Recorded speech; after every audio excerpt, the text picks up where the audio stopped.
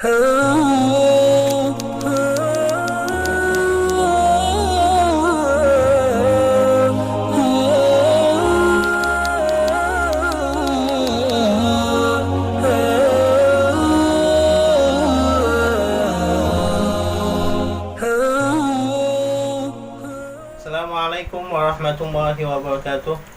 Bismillah walhamdulillah wassalatu wassalamu ala rasulillah wa la hawla wa la quwata illa billah wa ba'du. Subhanaka la ilma lana illa ma 'allamtana innaka antal alimul hakim. Saudara-saudara sekalian, sahabat kajian Kopi Jiwa rahimakumullah.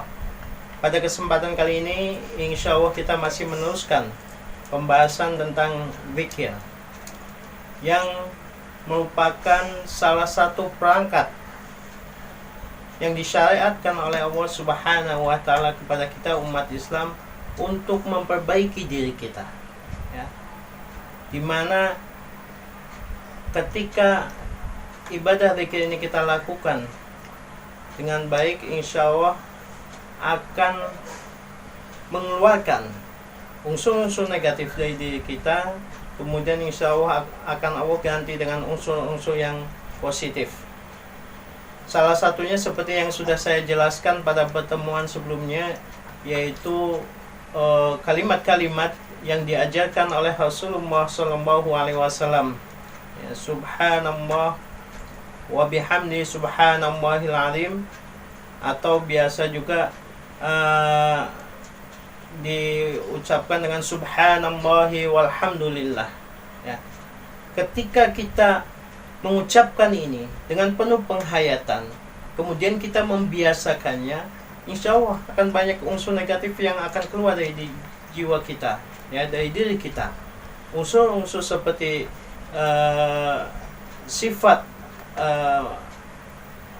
pesimis, sifat mudah frustasi, sifat mudah stres, kemudian sifat suudzon kepada Allah Subhanahu wa taala, ya.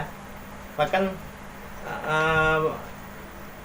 mungkin bagi sebagian orang sampai pada tahap menyebabkan dirinya melakukan percobaan bunuh diri, ya.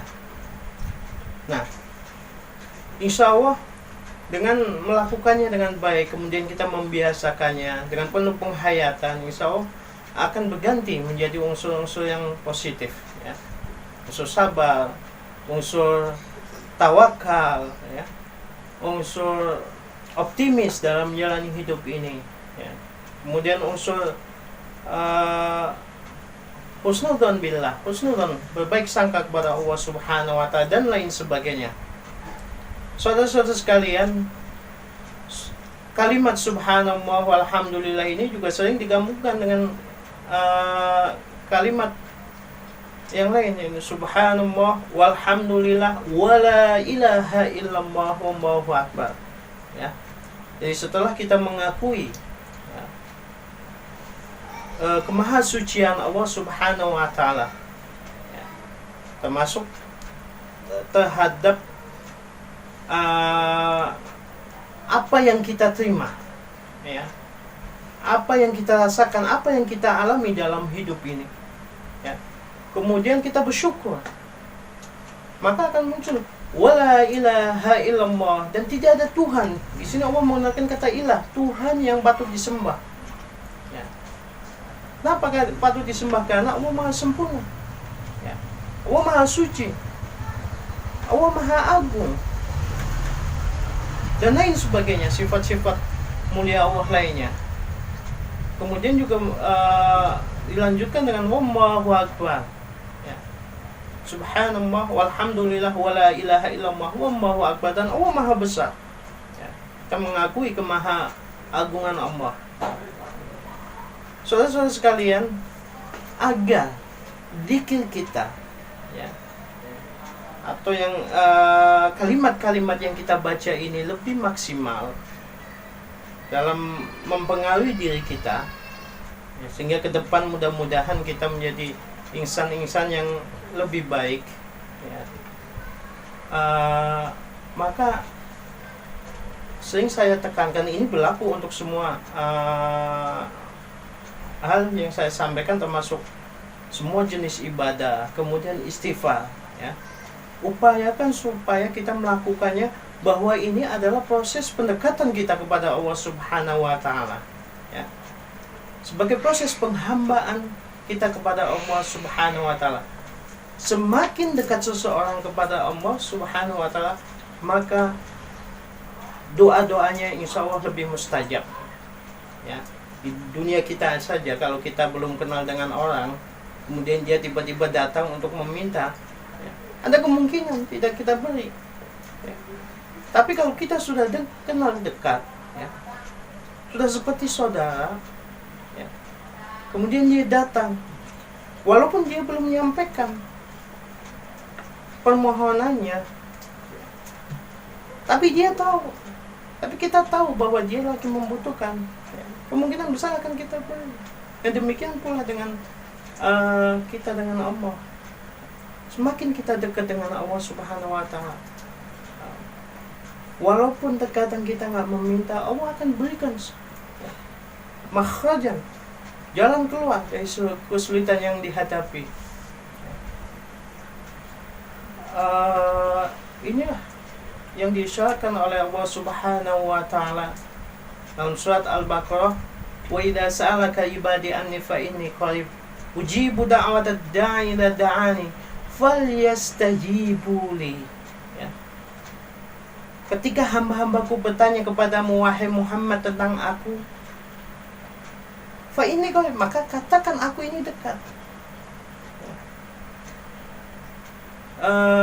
Wa idza sa'alaka ibadi anni fa inni qarib ujibu da'watad da'i idza da'ani, aku akan mengabulkan doa orang yang berdoa kepadaku, ya. Tapi nggak semua doa dikabulkan oleh Allah. Ada syaratnya apa? Falyastajibu li, maka hendaklah mereka juga memenuhi permohonanku, memenuhi permintaan-permintaanku, menjalankan perintah-perintahku dan menjauhi larangan-laranganku. Nah ini atas dasar ini pula lah, maka ketika, nah ini disebutkan di dalam Al-Quran, ya, ketika Nabi Yunus diuji oleh Allah Subhanahu wa taala, ya, masuk dalam perut ikan, ya, ikan hiu, apa? Beliau membaca, beliau mengakui bahwa dia telah berbuat zalim. Beliau mengakui, beliau tawakal, totalitas tawakal kepada Allah Subhanahu wa taala. Disebutkan dalam firman Allah surat Al-Anbiya ayat 87, wa dhannuni idz dhahaba mughaliban fa dhanna an lan naqdiru alayhi fanada fi dhulumati alla ilaha illa anta subhanaka inni kuntu minadh dhalimin. Wa dhannuni, ya, dan ingatlah, ya, tentang kisah Dhunnun ini adalah Nabi Yunus. Idzahaba mukhaliban, ketika beliau pergi dalam keadaan marah. Idzahaba mukhaliban fadhanna allan naqdiru alaihi, kemudian dia mengira bahwa kita tidak akan persulit, ya, baginya, kita tidak akan berikan ujian, cobaan untuknya. Fanada, maka dia berdoa, ya, berseru kepada Allah Subhanahu wa taala fi dzulumat, di dalam kegelapan, ya, maksudnya di dalam perut ikan. Alla ilaha illa anta, bahwa sesungguhnya tidak ada Tuhan yang patut disembah. Ini bentuk kepasrahan total, ya, Nabi Yunus kepada Allah Subhanahu wa taala, bahwa tidak ada Tuhan yang patut disembah kecuali Engkau, ya Allah. Subhanaka, maha suci Engkau, ya Allah, ya, atas apapun, ya, yang hamba terima. Inni kuntu minadh dhalimin, sesungguhnya aku termasuk orang-orang yang zalim. Di sini Nabi Yunus betul-betul pasrah, tawakal, ya. Kemudian beliau mengakui bahwa beliau telah berbuat zalim. Maka dengan kepasrahan total ini, dan istighfar, tobat, semakin kedekatan seseorang akan semakin dekat kepada Allah Subhanahu wa taala. Sehingga walaupun di sini tidak ada redaksi yang menunjukkan beliau meminta, ya, berdoa, doa itu artinya meminta, ya, berseru, ya, berseru karena ingin meminta sesuatu, maka Allah berikan kesulitan-kesulitan, apa yang dihadapi oleh beliau dibukakan, ya, diberikan kelapangan, ya. Demikian pula dengan kita, saudara-saudara sekalian, ketika kita misalkan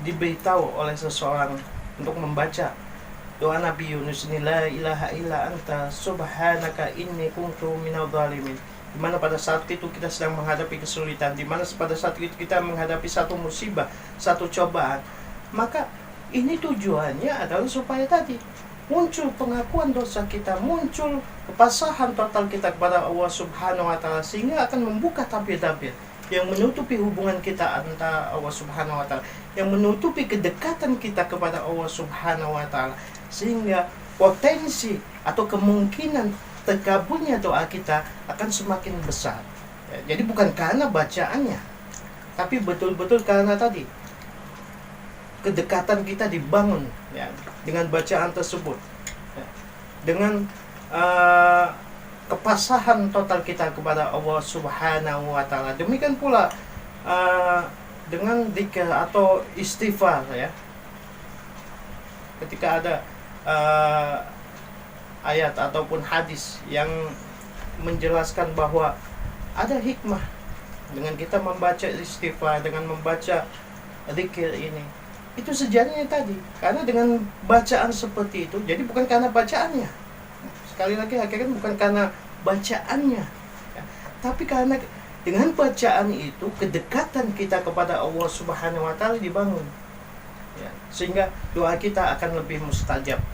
Demikian saudara-saudara sekalian, hadana wa iyyakum ajmain ila siratil mustaqim wal afu minkum. Wassalamualaikum warahmatullahi wabarakatuh.